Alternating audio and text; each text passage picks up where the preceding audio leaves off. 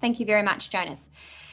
So my name's Morag Bond. I'm the Joint General Manager of the ACCC's Digital Platforms branch. Very happy to be here today. Have to admit, I am a little nervous. We normally speak to lawyers and economists and people who know a lot less about the ag tech supply chain than you all do. And this has very much been a journey of discovery for the ACCC. Our EdTech inquiry, for those who haven't heard of it, was an 18-month sort of examination of the concerns we'd previously identified may exist in relation to EdTech services. So we had a team at the ACCC who spent 18 months looking at these issues, talking no doubt to many of you in the room. Some of you may even have been unlucky enough to get notices compelling you to provide information to us. What I'm going to do in the limited time today is just sort of highlight our key findings when this report was released last September, and also our recommendations. I then want to sort of highlight what's on the cards for the ACCC and focus on two particular recommendations, which I know are of interest to the IAB and also the other industry stakeholders. So just first up, this is what we looked at. We don't have to explain, I think, to this audience the reason why we're focusing on that lilac box there, open display, that $2.8 billion part of the advertising market. Many people thought we were looking at digital advertising in the round and couldn't understand why we were looking at this particular segment.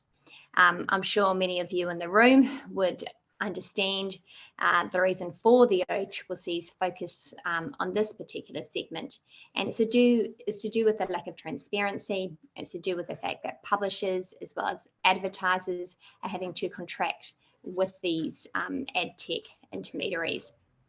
And we've got there in the green and the grey boxes our best estimates based on the information that we were able to obtain as to how that open display channel splits up between direct deals and the programmatic.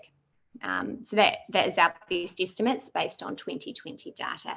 Obviously, that may have changed given the events of last year. So what were the key findings from our AdTech's inquiry? Probably again, no surprise to this audience, but we found that Google dominated the ad tech supply chain. We've set out in that table at the bottom of that slide the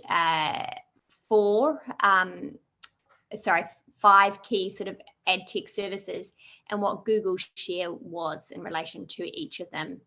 The share of revenue and the share of impressions. Obviously, given those figures, you've got a position where over 90%, I expect as well, over 90% of all sort of programmatic buys that go via the Google, one of the Google products in some form. We had particular concerns, I think, with DSPs, publisher ad servers, advertiser ad servers, given those figures there. But generally, there was a concern that given Google's vertical integration, its significant market share and market power at different levels of the supply chain, its presence as a publisher and its access to data, they were all things that contributed to its overall dominant position. The ACCC also reached the view that this weak competition was likely to be contributing to higher ad tech fees. Very hard to know by how much, almost an impossible task. But we do think that if the market was more competitive, the ad tech fees would likely be lower. And we also identified some examples where we thought Google had engaged in self-preferencing conduct. I don't have time to go through those now, but those are set out in our report, and there's something the ACCC is continuing to examine. So those were the concerns we had in relation to sort of competition and dominance. But we had a second set of concerns regarding the opacity of the ad tech supply chain. And this is, again, probably not news to many of you in the room. And part of it is due to the complexity of this supply chain. But we think even given the current complexity, more could be done to make this supply chain more transparent. One of the consistent themes that we've heard, and also our counterparts overseas have heard, is that while advertisers may know what their fee, and while publishers may know what their fee they're paying for SSP or publisher ad server fees are, they won't know the total fees, the take rate across the supply chain. And obviously there's some really big estimates sitting around as to what that figure may be, but it's sort of, I think our final figure was somewhere around that 30% level, but some people have estimated it higher. We think it's important for that sort of total fees to be known. We think it would help publishers and advertisers evaluate whether they are making the best choices in terms of selecting their routes to reach other advertisers or to reach, whether they're selecting the best route to reach consumers. It's also important in terms of trust in the overall system. We had particular concerns about the ability of advertisers and publishers to assess and verify the performance of particular services provided by Google, particularly I think the performance of the DSP. And these concerns weren't just ACCC concerns, there were concerns raised by our counterparts overseas as well.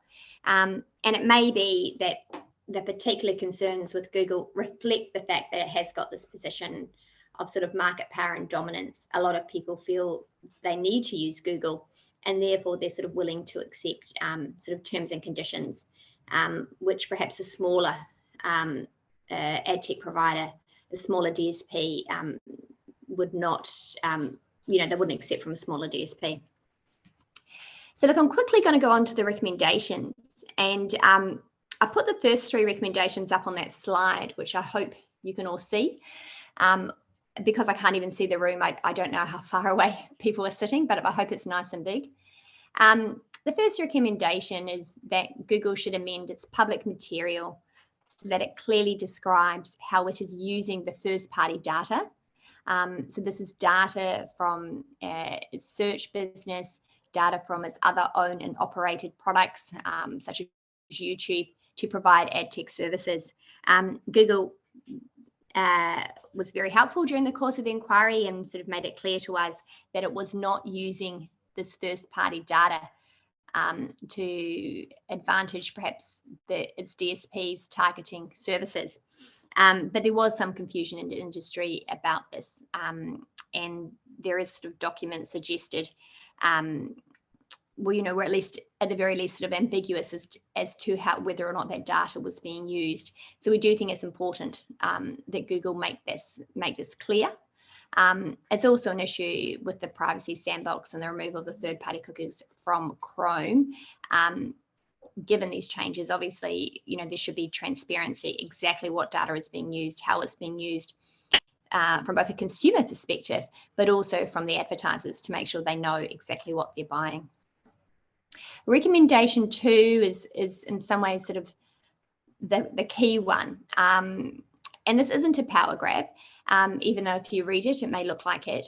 But we recommended that the ACCC, as the sort of economy-wide and relevant regulator here, should be given the powers to develop sector-specific rules to address the issues of the conflicts of interest that arise in the ad tech supply chain and those competition issues. We thought there needs to be a set of rules that apply to ad tech providers that meet certain criteria. We're not saying we know what that criteria is, but it should be linked to their market power, so the size and their ability to influence the market and or their strategic position. And that criteria is that there hasn't been a lot of thought into that, but primarily we're looking at a company like Google, which has such an overwhelming position in this market.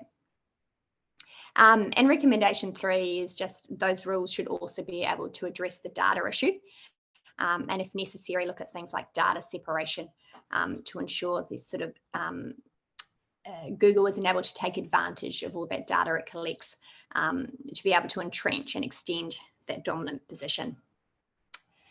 So recommendations 4, 5 and 6 are focused really on that opacity issue, the fact that this market is extremely opaque and a lot of people in the industry don't know what's going on. They don't know where their money's going. They don't know, they find it difficult to verify, and they've got concerns with how data is being collected and how it's being used. Recommendation 4, we're asking the industry to take the lead here to establish standards to require ad tech providers to publish average fees and take rates for ad tech services. And as part of that, we want them to also create standards to enable full independent verification of the DSP services, which was a particular concern that came up through our inquiry. Recommendation 5, it's a transparency recommendation, but it's specifically directed at Google. And we want Google to provide publishers with additional information about the operation and outcome of its publisher ad server auctions. The 6th recommendation is that the ACCC, again, it looks like a power grab, I assure you it's not, but we should be given powers to develop and enforce rules to improve transparency of price and performance of ad tech services. And we would like those rules to apply across the ad tech supply chain. So I just want to focus on Rec 4 and recommendation 6. So recommendation 4, we know the IAB is doing a bit of work in this area alongside the other industry groups, including the Association of National Advertisers and the Media Providers Group. And we really welcome the work that they're doing. I think it's really important to be clear here. You, I think, ideally would want to try and fix up a lot of these concerns yourself from an industry perspective. This is such a technical industry. Even if we went into rule setting with our eyes wide open, consulted hugely, I do believe that in some of these really technical areas, industry-led solutions are capable of dealing with nuance and dealing with, I think, some of the evolving and dynamic nature. So this is why we first went with, yes, let's ask the industry to try and fix up these issues first. So there are 2 elements to it. As I mentioned before, it's publication around average fees and take rates, and its standards which allow advertisers to verify the DSP's performance. And we've been meeting with the IAB to sort of track how that's going. With all, I think, sort of industry type solutions, it's important to have a backstop. And the AdTech inquiry set up 2 sort of backstops. And the backstops we set up is 1, if there is a dominant firm, then we should have the power to be able to impose rules on that dominant firm. And the second backstop is that we should also have the power to impose sector-wide rules. Sometimes putting requirements on a dominant firm is enough in terms of bringing about a resolution. Sometimes we might need a sector-wide rules here. And so recommendation 6, and that's the power to develop rules to apply across the industry to improve transparency. So it's rules to improve transparency of prices and rules to improve transparency of the services provided. That could be if we've got concerns with the industry solution recommendation 4, if there are complaints, ideally would like the power to be able to impose rules to rectify that. Another example, though, is common transaction ID. And this sort of approach, which we've looked at, which the UK Competition Authority has looked at as well, and others have as well. And this idea obviously comes from industry, but it's an idea that would allow advertisers, publishers, and the ad tech intermediaries to sort of match the flows in relation to each sort of advertising opportunity. So how much was paid, how much went through as a result of this auction, what went through to the ad exchange, what went through, what did the publisher ultimately get. It's important in relation to a common transaction ID that it be designed in a privacy-friendly manner, and to the extent this comes up, we would want to work very closely with our counterparts at the Office of the Australian Information Commissioner, the Australian privacy body. So we're not saying a common transaction ID is something the ACCC would jump at, but it is something that may need to be looked at in the future. To the extent that the ACCC is given a rulemaking authority, what we're suggesting here in terms of the sector-wide rules is that it should be limited to transparency, so to address that information asymmetry which exists, that opacity that's there at the moment. And if there are rules, they'll need to be proportionate, and that obviously be developed in consultation with the industry. I've sort of done a really sort of whirlwind sort of tour of our recommendations, but I just want to be sort of clear up front. These were recommendations. The ACCC has no power to make rules regarding EdTech at the moment. Any powers allowing us to make rules regarding EdTech would need to go through government and a legislative process in the end, which clearly makes sense. So at the moment, the idea of having sector-specific rules, the ones I mentioned around transparency in recommendation 4 and recommendation 6, are being led by your industry leaders, which we very much welcome. We don't have the backstop of imposing rules at the moment. When the AdTech inquiry recommendations went to government, there was no announcement made that they would accept the recommendations, and there was no actual consultation process. And the reason for that, and I think it's worth making clear, is AdTech is, as the ACCC is beginning to realise, part of a much bigger issue with digital platform services markets. We've been looking at some of the more consumer-facing products, like the Google Play Store, the App Store, obviously search, obviously social. We've just finished a report on online marketplaces such as Amazon and eBay. And the AdTech concerns are part of this much broader picture. So to the extent that the ACCC should be given new sort of powers or a rulemaking authority or new regulatory tools, we think it's important that they be part of a consistent framework. So we're not just sort of going to put our hand up and say we need those powers in relation to AdTech. There needs to be a broader sort of exercise here. Does there need to be a broader framework to deal with these challenges of the growth of these platforms as part of the digital economy? So we're preparing a report to government. This report's due in September this year, and we're looking at more broadly whether new regulatory tools such as a rulemaking power, whether they're going to be required to address those market power and transparency concerns, and also many consumer concerns that arrive in digital platform markets. So it's a bit of watch this space. Our report's due in September. We don't know when the government will release it, maybe end of October, November this year. And then once that holistic picture is sitting with government, it'll be up to the Treasurer, whoever that may be at the time, to respond to that. So that is my very brief whirlwind tour from the ACCC's perspective, but I am happy to answer any questions. Thanks, Marg. It's Gay here. Thank you for that. Sorry about the technical issues, which were bound to happen even though we rehearsed.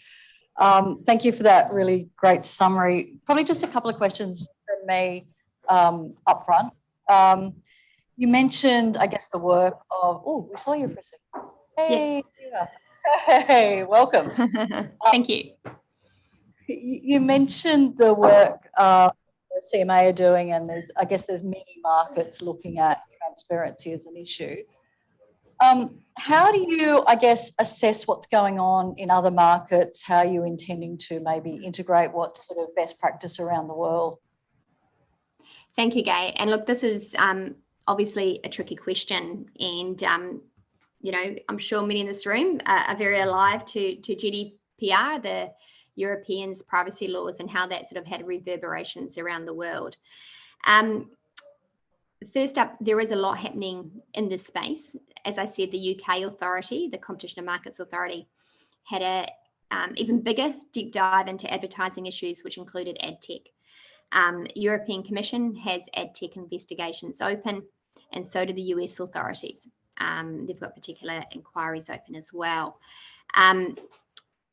The most significant, though, I think, which is looking like it's going to come up first, is the European Commission. So the European Commission has got a piece of legislation called the Digital Markets Act, which they've just reached sort of political agreement on, literally last week. That won't come into effect. It'll be passed, I understand, sort of in the next couple of weeks, but it won't come into effect for another year. But that sort of creates a framework, but it has specific sort of obligations regarding ad tech in terms of sort of the transparency issues I've identified. So we follow these very closely. We speak to a staff from the European Commission, the UK authority, and staff from many other authorities as well. And what I think we're hoping to end up with is a sort of, I guess, regulatory coherence. First, we've got the advantage of not being the first mover here, so we can follow and see what works in Europe and in the UK and elsewhere. And what we're sort of alive to, I think, is making sure that our solution, what we come up with, works best for Australia, but that it feeds in to what's happening overseas. We need to make sure that there are those linkages and that you don't end up in a situation whereby something's worst case scenario inconsistent, but something which increases that sort of regulatory burden for people in the sector. Thank you for that. It's a tricky one, right? We want to be able to operate the right answer. Exactly. Last one from me, and then we're going to go into the industry panel.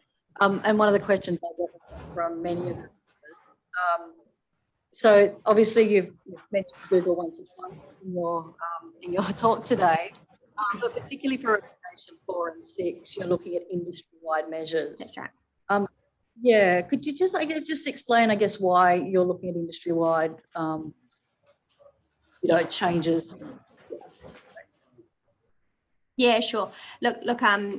And I guess I almost feel like I should apologise for mentioning Google. We don't have anything against Google. It's just I think when you think of ad tech, the ad tech Google is just really is so dominant. It's so many aspects of the ad tech supply chain. I think the problems with transparency are not limited to Google.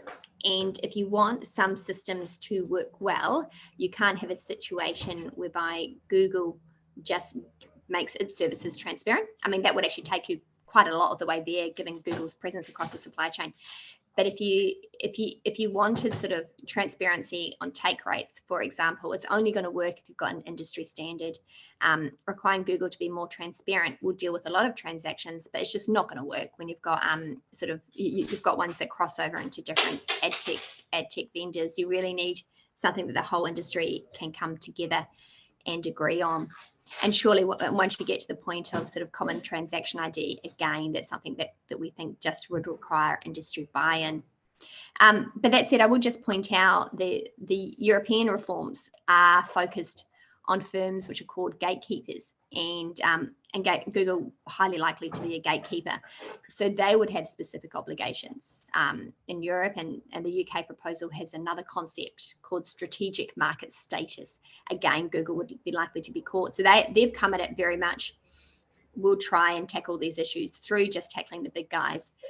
We think there's a case that you actually need to bring everyone into the table to a certain extent to deal with some of these issues, not just rely on the big guys complying with new law.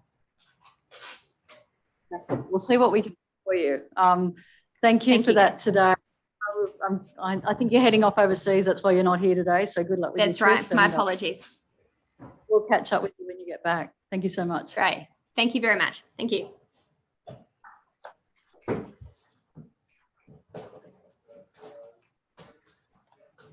I might get Phil and Megan to come and grab a handheld and join me for a chat after that. Thanks. There we go. They on? Just.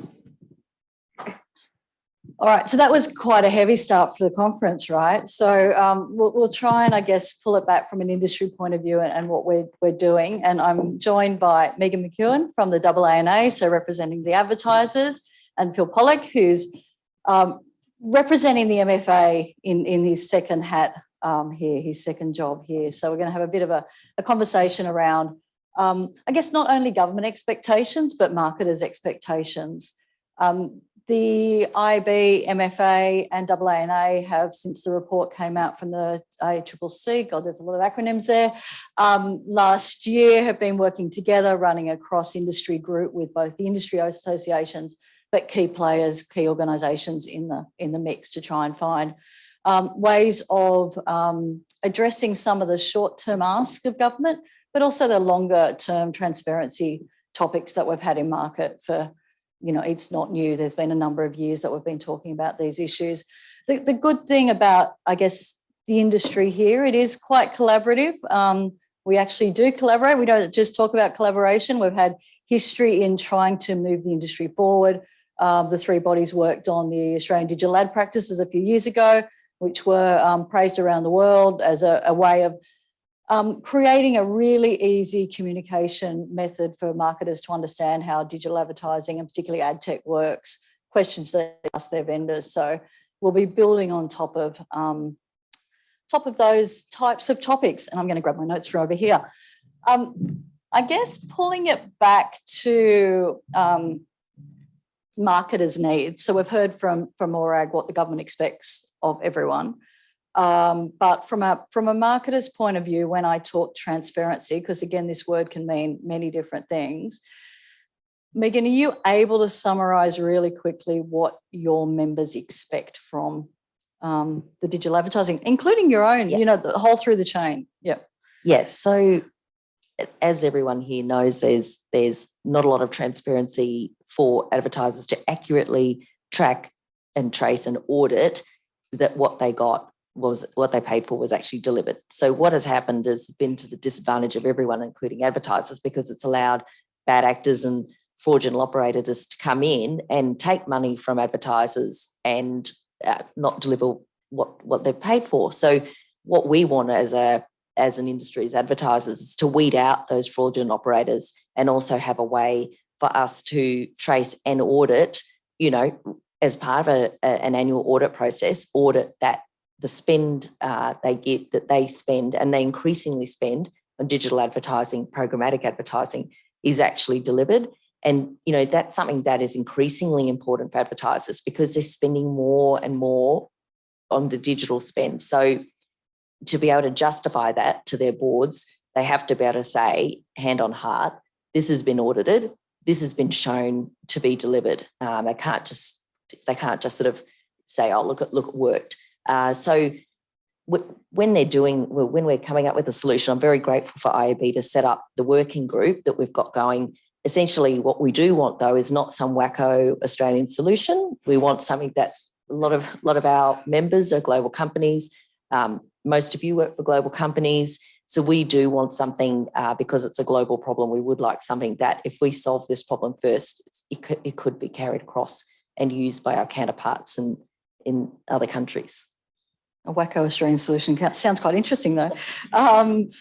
Phil, is this what you're hearing from your clients? I guess you're sort of talking on behalf of the market, but also acting as their agent as well. Yeah, it's transparency, I guess, has been, as we've talked about today, and JJ's kind of opening monologue and the slides. This is something that's not new. Media agencies, especially, have been kind of called into question around transparency, and I feel that we've been through that process. And I think as we've gone through that process, one of the hardest, I guess, explanations, at least for me, who works in the industry and kind of talks to our clients around programmatic, is that they can't believe that there isn't that kind of record of transaction. There isn't that able to have, as a buyer, be able to see what they bought and then reconcile that against something else from maybe the seller or the end publisher. And then when we try to describe that to them and the opaqueness of it, it becomes challenging. And we saw that within the ISBA report, which, kind of what was that, May 2020, still coming up to 2 years on that. And I'm not too sure we've moved on from that. This working group, I think, is the first step. I think this is really encouraging for us, to actually get in a room, and be able to talk about it, be able to have those conversations with everybody, with kind of all stakeholders there. So, kind of, I guess we're at the start of something that is really important for our clients and for advertisers and publishers and ad tech vendors. Yeah, and I guess it's a chance to communicate what is actually working, but we may not communicate very well. I know the ISBA study, there were some real issues, but there are also some, why didn't you do it this way type stuff. So trying to make sure that we're communicating what we're doing and how we're doing it. There's a lot of stuff to balance here. And I guess the two different things that I'm thinking of, and they've both got different extremes. So there's end-to-end transparency, seeing everything.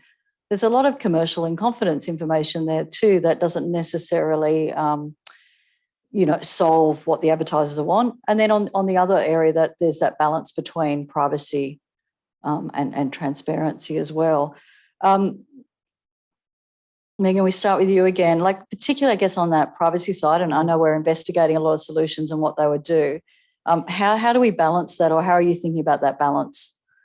It's really tricky. I'm very pleased that the ACCC have set up a regulatory forum with themselves, Information Commissioner, eSafety Commissioner, ACMA, because there's so many reforms that are happening at the moment, whether it's safety by design or privacy or transparency, and they all seem to have competing aims. And we're seeing this with transparency. So, full transparency versus privacy, which one is the most important? Well, we obviously think transparency is very important. So how do we tackle it in a way that is a pro-privacy solution and also enables businesses to have their own commercial and confidence data kept commercial and confidence? So the aim isn't to go into people's individual businesses and look behind the curtain and see, your commercial and confidence data. The aim is basically to prove to auditors in the company that the advertising that was paid for was delivered. Now, that ISBA report and the MMI one that was done here in Australia left a lot of egg on a lot of people's faces because there was a lot of confidence in digital advertising. And then when that came out, a lot of people were really shocked at the results. So we can no longer say as advertisers that, don't worry, it's all fine. We don't need to be concerned. So essentially, we believe that we do need to keep pushing for something that, whether it's a transaction ID or whatever, but we'll just keep looking at ways that we can deliver it something that is also pro-privacy as much as possible. Phil, anything to add there? Yeah, look, it's a little bit of a build. I think we understand that balance between having a truly public-facing kind of comparison of rates or, kind of value versus what the advertiser can see and what the advertiser commits towards and invests in. And I think when we talk about commercial in confidence, that's the balance, is really kind of, and who owns that decision, that contract, which again, I know we keep pinning it back to ISBA, but really what that shone a light on was the complexity of the nature of the transaction and the relationships between all the players. And that still exists today. That really hasn't changed. But as we have to pin it back down to really the advertiser, the client, or the brand marketer that holds the money, is looking to invest, is looking to then see how that investment is being divvied up and spent, and how much of it, kind of is ultimately going back to the publisher, and then how they can attribute value to each of those individual parts. And that's complex. And, we know that it's hard and it's challenging, but I think we should still see that as the North Star of what we should be trying to achieve, to shine a light on that. And hopefully, when we come through it, as an industry, we'll have grown up and moved on, and we'll be, I don't know, grandparents or something like that by the time. Young adults. Oh, I feel like, I guess building on that, one of the points we're going to talk about later, but I'll bring it in now because it's the thing that I guess, I know JJ gets very excited about building solutions, which is, he's very excited about what we can do to make all this work better. The thing that I still don't think we've cracked, and you've mentioned the word there a few times, is value. So yes, we'll get transparency, we'll get what, clip of the ticket along the way. Any thoughts from you, I guess, and we've talked about different tests and different ways on how we demonstrate value for all the bits of the way, because we see so many studies that just go, publisher got this, advertiser paid this, as if, all the bits in the middle weren't needed, which they are obviously needed to create that a good experience and deliver on their needs. Any ideas from you on how I will throw it to you, Phil, on how we demonstrate value, because you must get asked that every day. We do. And unfortunately, I don't have the answer. I don't have a solution. Look, there are a range of, kind of areas that are coming out, especially around measurements, around attention as an idea. And unfortunately, again, we're not going to have a one size fits all. It's going to be very unique to whatever the outcome that you're trying to achieve. I think there are a lot of areas that's worth discussion of value. And again, I think as soon as you get a media agency person onto a panel like this, procurement always comes up, and the discussion of the role of procurement. And I think one of the byproducts of being able to split out the value chain, and one of the danger areas is that we then make it a truly procurement driven exercise, which is where we kind of are with some elements of our technologies now, where, when we have advertisers, media agencies who are seeking their business, pitching for the business, they might employ specialized procurement teams, and then we'll be comparing, contrasting, costings on certain elements of that.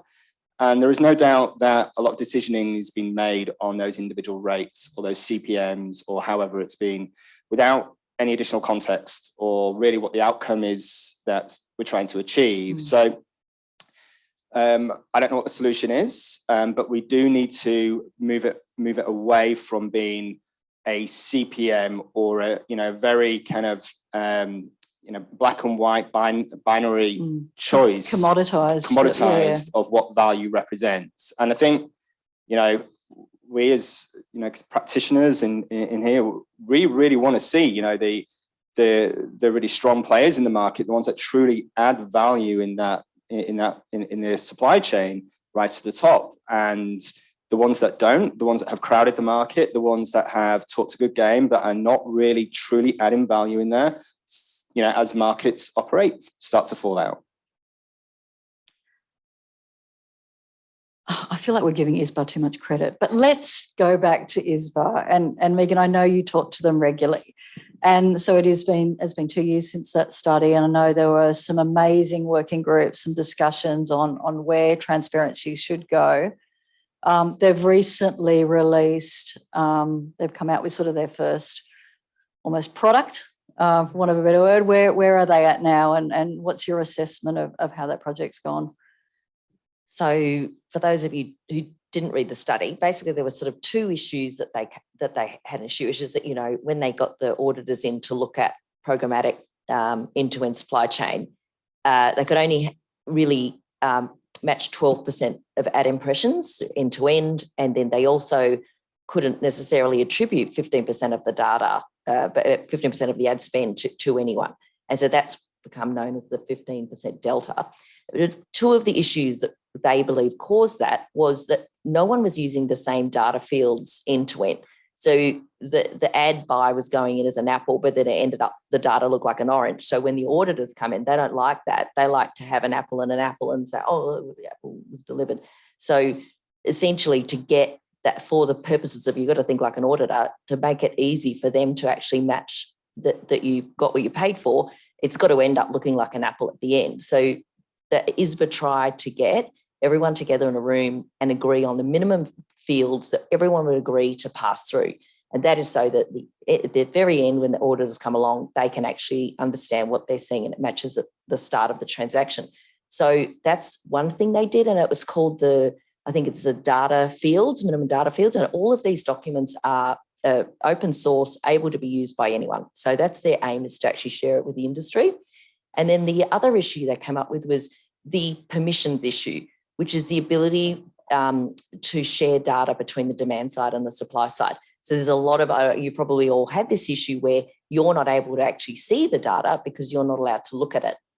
Now they've got this sort of data permission letter that is standardized that you can sign, or you give it to the advertiser, gives it to the right people, and then that enables the sharing of data to enable this proper audit. So they're the two issues they've tackled with this toolkit, but we still believe it's still an analog solution. So we would much prefer that there would be an ability, some field that would enable you to trace the transaction from end to end. And I think it's worth saying that one of these non-mandatory fields in that list is the transaction ID. They couldn't agree to make it a mandatory field, but it wasn't something that they, didn't want. They were aiming for it. They couldn't get agreement. So that, I think that's what's still missing from that solution. It is an amazing step forward, though. The amount of work that's gone into this toolkit is phenomenal. So I recommend, if you're in that field, check out the ISBA toolkit and see if that's going to help you at all. I guess they've at least done that work for us. Yeah, now we absolutely. can build on that. I mean, the one thing that does worry me about that is it's great, but you've got to be a big advertiser to then go and do a full audit with that data. Phil, the US are looking at a different solution, which started in the UK but seems to have gone to the US, which is called DLT, so distributed ledger technology, which is a bit blockchainy but not blockchainy from my understanding. You might be able to explain it a bit better than me. I think I think the concept of transaction ID, of what's trying to be achieved, but the challenges around privacy and I guess access to all, and the linking it back to an end user, and then nefarious entities that might not be operating with the right intentions in mind, might have access to that. I think ultimately this is what this is trying to achieve, where there is some type of ledger that is distributed using blockchain technology. Now, usually that scares people, and as soon as we mention that and then it doesn't actually exist, and that maybe in 5 years' time we'll see something, but we are, I guess, advised that it does exist out in the US, and it is, and I think in the UK as well, being tested. And I think at the moment it is still going through that kind of consultation period to see kind of how, if it could be used, and if it's could be used across the industry. That I think it comes with one of the biggest challenges. It comes with, relatively speaking, substantial cost in the at least in the setup and the implementation. And then really, who picks up that tab? Is the end advertiser? Is it sucked up from a kind of margin from our tech vendors? And I don't think it is necessarily a technology that is easy to implement at this point in time.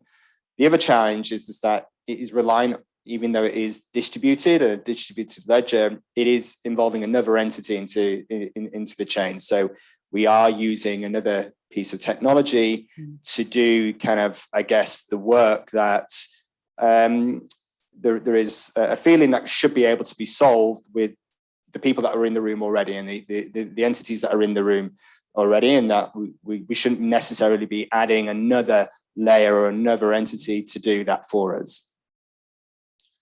And I guess that comes to sort of one of the other areas that we're looking at, which sort of JJ has touched on earlier, but sort of the IAB Tech Lab standards, which we've had in market, particularly from a sell side for a long time, that haven't necessarily been financial transparency, but definitely operational transparency, which is one of the areas that we're looking at in terms of solving things as well.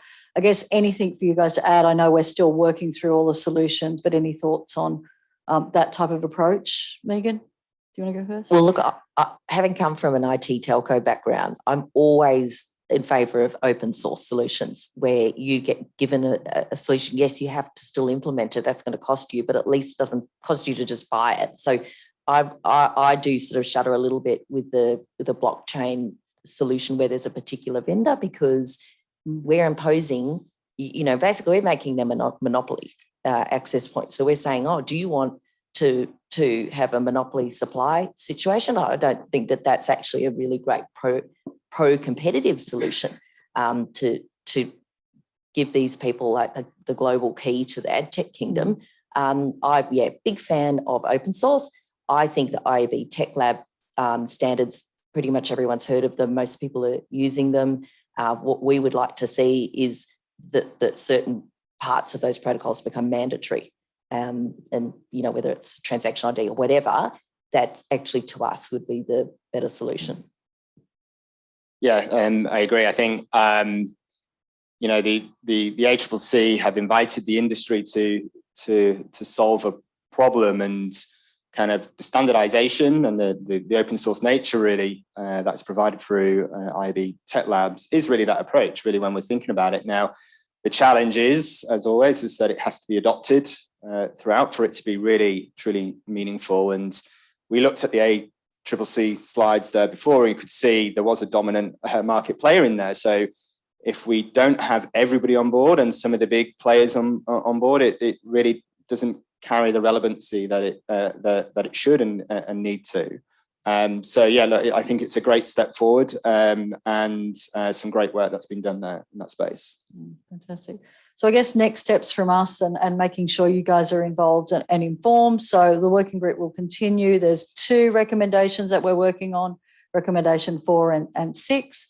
And 4, there's some sort of shorter timeframes in terms of take rates and sort of really quite tangible outcomes.